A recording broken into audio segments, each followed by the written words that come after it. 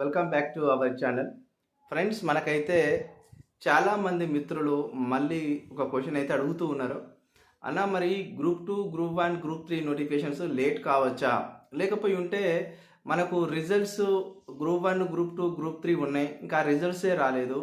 ఇంకా ఎస్సీ వర్గీకరణ అన్నారు. ఎస్సీ వర్గీకరణకి ఇంకొక స్పెషల్ జీవో తీయలేదు, దానికి ఒక చట్టబద్ధత కాలేదు. మరి కులగణన ఉంది, మన బీసీ కులగణన మళ్ళీ ఇంతకుముందు కులగణనలో పార్టిసిపేట్ చేయని వారికి మళ్ళీ వాళ్ళకు అవకాశం కల్పించినారు.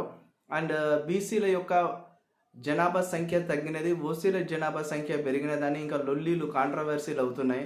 42% రిజర్వేషన్ బీసీలకు ఇప్పట్లో వచ్చేనా?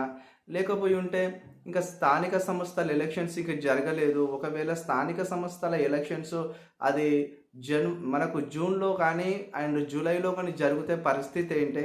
అసలు ఎందుకు ఇంత టైం అనేది కాలయాపన చేస్తుంది ప్రభుత్వము?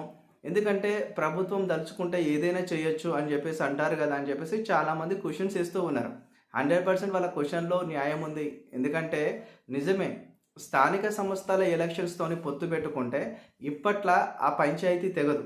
ఎందుకు చెప్తున్నానంటే, స్థానిక సంస్థల ఎలక్షన్స్తోని పెట్టుకుంటే ఇప్పుడు చాలామంది అభ్యర్థులకు 10 సంవత్సరాల నుండి నోటిఫికేషన్స్ లేవనే రంజీ, బాధ, దుఃఖం చాలా ఉంది నిరుద్యోగులల్లా.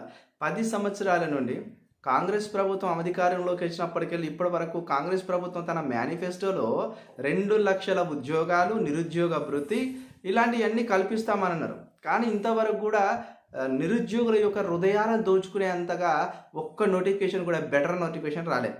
మనకు కనీసము 2 లక్షల ఉద్యోగాలలో ఒక ఇయర్లో 2 లక్షలు భర్తీ చేయలేకపోయినా కానీ కనీసం ఒక 1,00,000 ఉద్యోగాలు భర్తీ చూపిస్తుందా? ఇంకా కాదు, 1,00,000 ఉద్యోగాలు భర్తీ చూపించలేకపోయింది. ఆ లక్షల కనీసము ఒక 40,000, ఒక 50,000 ఉద్యోగాలైనా భర్తీ చేసినారా అంటే లేదు. పూర్వము బీఆర్ఎస్ వాళ్ళు ఇచ్చిన నోటిఫికేషన్స్కి సంబంధించిన ఎగ్జామ్స్ పెట్టేసి ఆ ఎగ్జామ్స్ నిర్వహించి ఆ ఎగ్జామ్ యొక్క రిజల్ట్స్ ఇచ్చి ఆ రిజల్ట్ ఇచ్చిన దాంట్లో మెరిట్ అభ్యర్థులను తీసేసుకొని వాళ్ళకు నియామక పత్రాలు ఇవ్వడానికి ఎల్బీ గ్రౌండ్స్ను వేదికగా చేసుకున్నాడు రేవంత్ రెడ్డి ముఖ్యమంత్రి గారు. కానీ ఇక్కడ వాళ్ళు మేనిఫెస్టోలో పెట్టిన అంశాన్ని గాలికి వదిలేసినారు. 2 లక్షల ఉద్యోగాలు కల్పిస్తాము ప్రభుత్వ రంగంలో అన్న విషయాన్ని. అందుకనే మళ్ళీ నేను చెప్పేది ఏంటంటే, జాబ్ క్యాలెండరు, తెలంగాణ రాష్ట్ర జాబ్ క్యాలెండరు దేశంలో ఏ రాష్ట్రంలో లేని విధంగా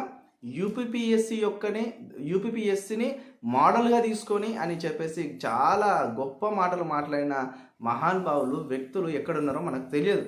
కానీ ఇక్కడ చూసినట్టయితే జాబ్ క్యాలెండర్ విధి విధానాలు ఏంటి? జాబ్ క్యాలెండర్కు చట్టబద్ధత ఉందా?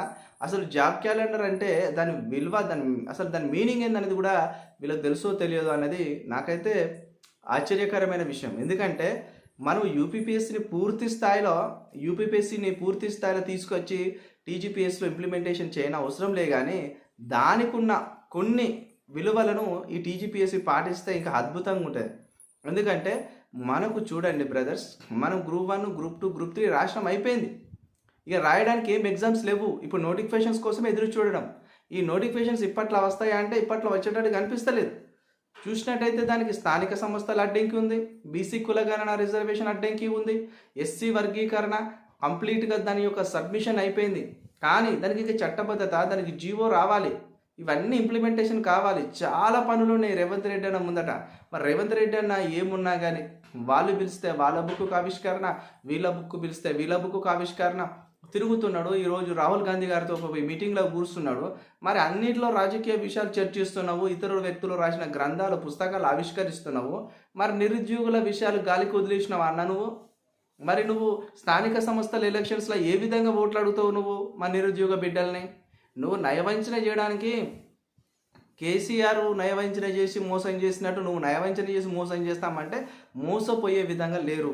తెలంగాణ రాష్ట్రంలోని నిరుద్యోగ సోదరులు అందరికీ కూడా చాలా ఎక్కువనే నాలెడ్జ్ వచ్చింది, తెలివి జ్ఞానం పెంచుకున్నారు. జీవో నెంబర్ 46 పైన ఇంతవరకు ఒక ఆలోచన చేయలే. మళ్ళీ వాళ్ళకి పోలీస్ నోటిఫికేషన్ ఇవ్వలే, వాళ్ళకి ఎస్ఐ నోటిఫికేషన్ ఇవ్వలే. మరి ఏప్రిల్లో నోటిఫికేషన్ అంటేవి, ఏప్రిల్లో నోటిఫికేషన్ వచ్చే సిచ్యువేషనే కనిపిస్తలేదు మాకి. ఎంత దారుణం ఉందంటే తెలంగాణ రాష్ట్రంలో చదువుకునే బదులు ఏదన్నా ఒక విధంగా టెక్నికల్ వర్క్స్ నేర్చుకొని స్థిరపడిపోతే బెటర్ అన్నట్టు చేసిర్రు ఈ పాలకులు, గత పాలకులు అంతా కూడా. చదువుకొని హయ్యర్ ఎడ్యుకేషన్స్ ఉన్నాయి, మన క్వాలిఫికేషన్ తగ్గట్టు ఒక ఆఫీసర్ అవుదాము, ఆఫీసర్ అయ్యి సొసైటీకి అదేవిధంగా ప్రభుత్వానికిలో ఒక మంచి సర్వీస్ అందిస్తామని మన బ్రదర్స్ చదువుకున్న వాళ్ళు వెల్ ఎడ్యుకేటెడ్స్ అందరూ అనుకుంటే, ప్రభుత్వం ఏమో నోటిఫికేషన్స్ అయ్యేది. నోటిఫికేషన్స్ మళ్ళీ నేను అడుగుతున్నా, 100% అడుగుతున్నా, ఏప్రిల్లో అండ్ మేలో స్థానిక సంస్థల ఎలక్షన్స్ అంటున్నారు. నువ్వు ఎమ్మటే స్థానిక సంస్థల